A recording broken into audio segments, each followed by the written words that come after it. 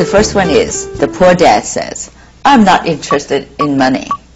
And the rich dad says, money is power. It was so stupid because my poor dad always said, oh, I'm not interested in money, I'm a teacher. I'm not doing it for the money. And my rich dad would go, well, if he's not interested in money, then tell him don't pick up his paycheck. The poor dad, when it comes to money, play it safe. Don't take risks. The rich dad says, learn how to manage risk. As my poor dad always said, he says investing is risky, and don't take risk, play it safe, be conservative, put it in the bank. Don't play put it in a retirement plan. And my rich dad said, it's not that investing is risky. He said, it's the uneducated person that's risky. And he says, that's why we should learn to teach our kids about money in school earlier rather than later. Okay, poor dad, find a safe and secure job.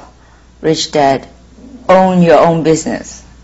My rich dad always said, go to school so you can get a safe, secure job with a pension and benefits. And my rich dad said, that's not a bad idea if you plan on being poor or working hard all your life.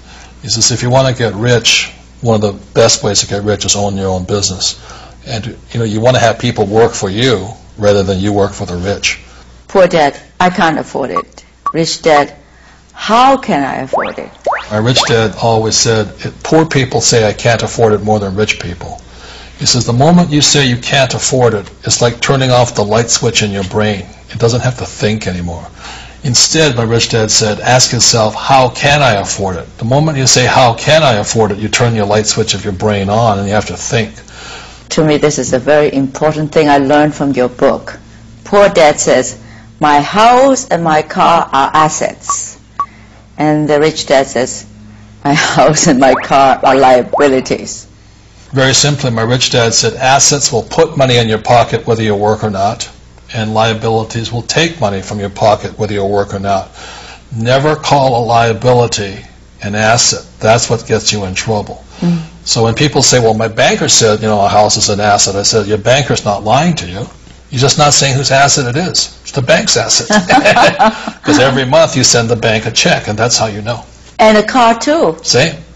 That's right. All right, it's fine to say that, you should invest, but people are scared of going bankrupt. That's worldwide. Everybody's afraid of it. But you look at the cause of it, it's caused because of lack of financial education. So the problem is that our school system has never taught us anything about money.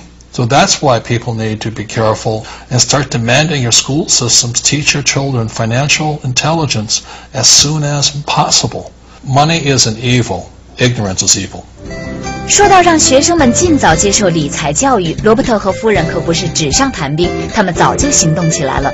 措施之一就是为世界各地的学校免费提供他们设计的网上游戏。夫妻两个虽然没有小孩，但对教育都十分重视，他们会继续亲密合作，向年轻人传播金融投资知识。How did you two meet? We met in a bar in Honolulu. And she wouldn't go out with me. And I kept asking her out. He did. He asked me out for 6 months. He was a very, very good persuasive salesperson. Very good. I finally said, yes, I'll just go out for a drink. And we've been together ever since. And it's been 20 years now. Yeah. And she's my best friend. She's my business partner. And like I said, I didn't marry her for her cooking ability. My mother always said, if you don't want to spend your life in the kitchen, don't learn how to cook. And I took her to heart with that. My mother told me that too. Thank you so much, Kim and Robert, for having me in your Phoenix home. I really learned so much. I'm sure my audience will learn a lot too from you. Oh, thank you so much. Thank you so much for coming. Yeah, thanks for allowing us to share information through your network. I greatly appreciate it. Robert 小的时候不愿意做老师，但是今天他与夫人就是要教育人民，教他们什么才是正确的金钱的观念。智商很重要，财商也不能够少。他们强调，如果你像穷人这样思考问题，不论你赚多少钱，还是会把钱全部花光，一无所有。所以不要为金钱工作，要让金钱为你工作。好，今天的节目到此为止，再见。